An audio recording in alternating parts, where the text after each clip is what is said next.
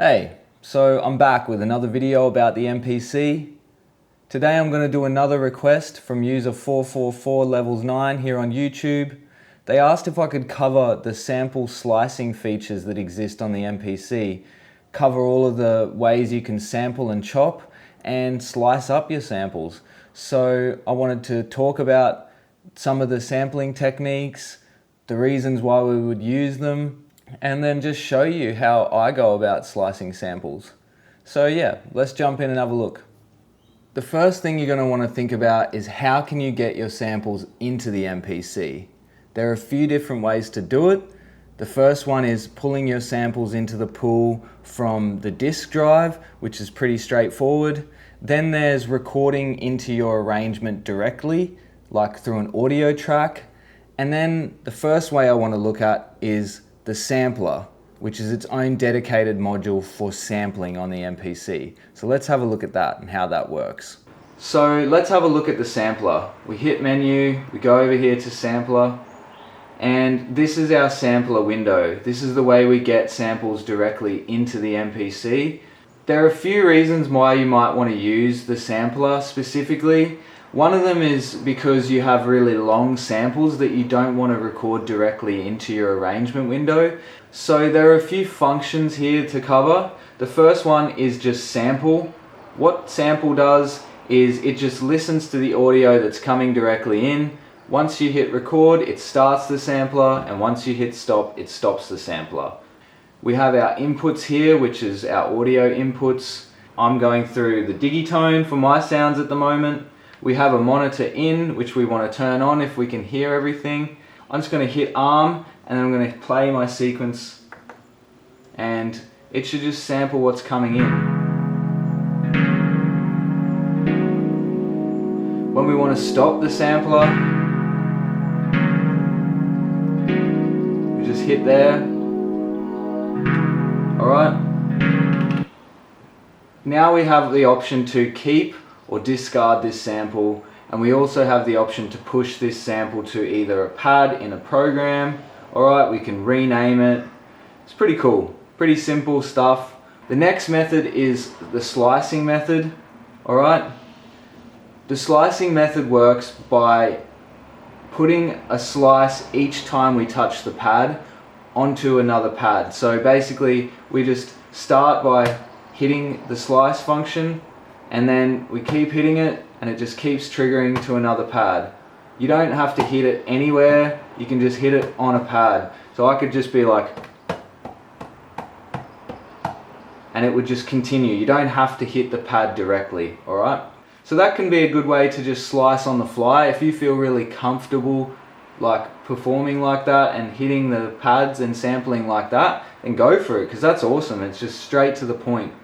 We also have pad tap and pad hold, which are very similar to each other.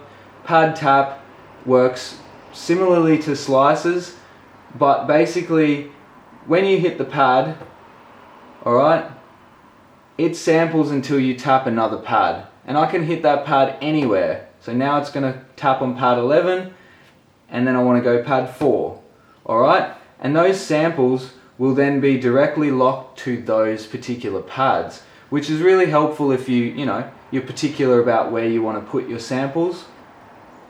Then we have pad hold. So pad hold works in a similar way, but we must hold the pad down. Alright? So we hold the pad down, and then when we release our pad, that sample is automatically locked to that pad. So if we want to let it go and we say, okay, an interesting part's coming up now, alright. And then as soon as you let go, that's it. It's locked to that pad. Now, an important thing to remember about pad tap, pad hold, you have access to the whole sample that was being recorded. So although you're slicing up here directly, you still have access to that whole sample. These are just the slices that are directly made up, which I think is really cool. I think that's a really cool feature, that it's not destructive. So yeah, that's the sampler. Let's jump in and have a look at the sample edit window. So once our samples are in the MPC, either through our disk drive or recorded indirectly, We have them now located in what's called the sampler edit window. And the sampler edit window is where we can slice our samples, control the regions, just work on our samples directly, and then from there convert them or assign them to different programs or pads. So let's jump in and have a look at that. So this is our sample edit window. I'm just going to find a sample and head over to trim.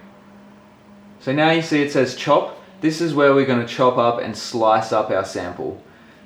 We have access to 4 separate modes. Those are manual, threshold, regions, and BPM.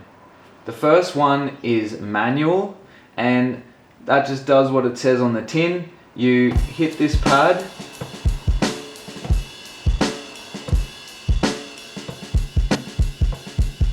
right? So using the Q links, I can adjust the start and end point of each sample, which is really handy for drum breaks or, you know, stuff that is really complex and needs me to adjust each different section. And it's also really helpful if you want to chop up individual drum hits, right? So instead of that, I just want to get out the snare roll that's in there.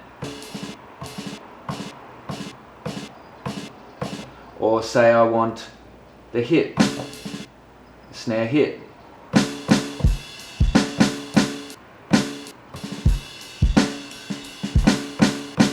Right?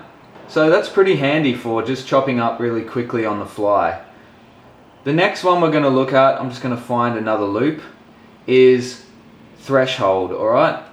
So threshold works by finding the transients automatically with the MPC. You can see it just auto detects the transients and locks them to a specific pad.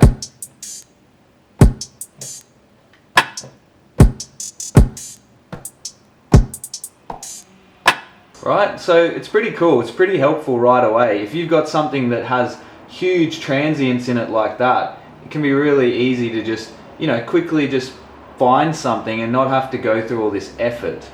So yeah, again, shift and clear all, clears everything off. Alright, the next one is going to be regions, so I'll just find something that might be nice on regions. Alright, maybe something without any drums in it. So with regions, we have the ability to change those regions with this button over here, alright? I'm not sure how high it actually goes. It goes to 128 regions, because obviously we've got 128 separate pads. That's really cool. I like that. This can be really cool for doing, you know, these sort of like micro sampling. Alright, let's go back down to like, let's say 8. Alright.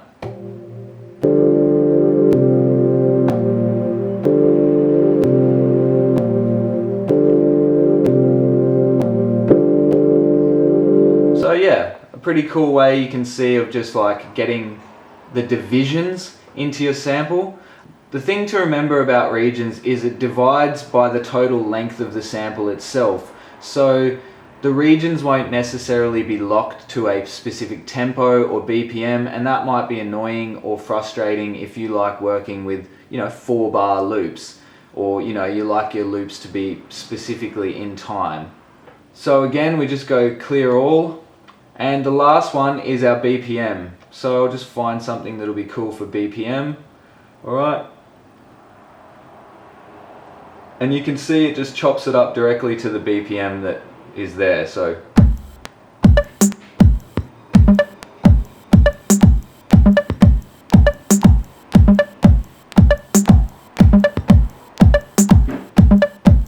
I think that's really cool if you know the BPM and you just want to get it done really fast and really quickly.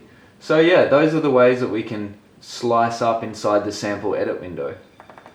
So yeah, I just want to quickly touch on the sample assigning and processing. I'm not going to make this video about that. It deserves its own video, which I'll make in the future. But yeah, if you want to get these samples out of this sample edit window, you need to either hit convert or process. So converting, you can see I can add it to a new drum track. I can create new samples from there. I can make audio tracks, sample to pads, or I can assign a slice to a pad, all right? And then with my process, I have access to a lot of different functions here. There are tons here which are really awesome and deserve their own video. So there you go. That's my video on sample slicing on the MPC. Thank you so much for the video requests. Thank you so much for your support. I really appreciate all the comments, likes, subscriptions from people. Remember, keep them coming because it really keeps me doing what I'm doing, staying motivated and staying passionate to do this channel for you guys. So thank you so much from the bottom of my heart. I really appreciate your time. Have a good one.